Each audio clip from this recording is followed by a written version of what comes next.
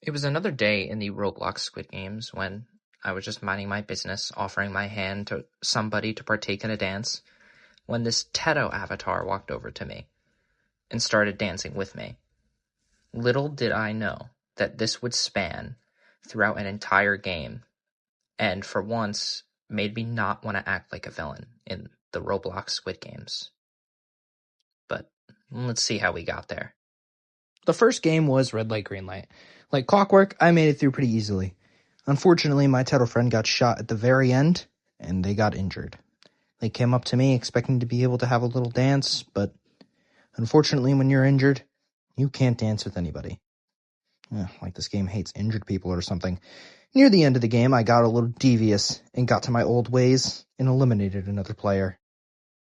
In the lobby, I had found that the person I'd killed had revived themselves, but no consequences came of this later. Me and my friend danced again in the pre-game lobby before Dalgona. Another dance that I should have cherished more. Fortunately, I wouldn't know what I had was too good until it's too late.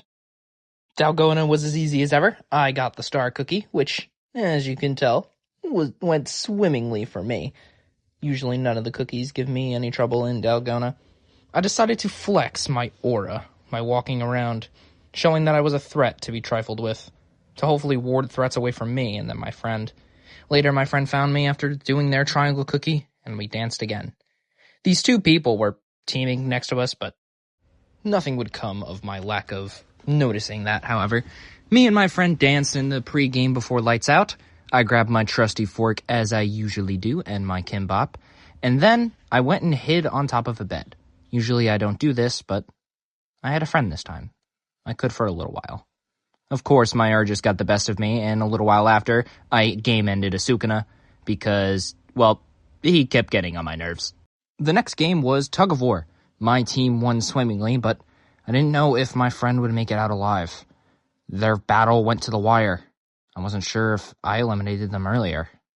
I started to get worried. Then, after the loading screen faded, I saw my friend had survived, which made me feel relieved. I aura farmed for a little bit in excitement, knowing that my friend would make it with me to Glass Bridge, and I gave them another dance. One of our last. Glass Bridge was going well. My friend, me, were alive. I had the powers of outside sources to help me survive, and one of them had to jump. My buddy was getting tripped. There were tricksters on that platform. It was too dangerous to stay there for too long. Impatience got the best of her, and she fell. I recoiled in fear and sadness.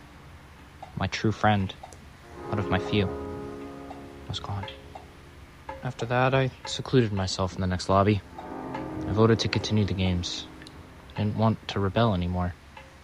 I had no reason. I had vengeance to get. But even then, it felt bitter and cold. I didn't really care much about winning anymore. Not for myself, anyway. But for someone else who deserved it. Who deserved better.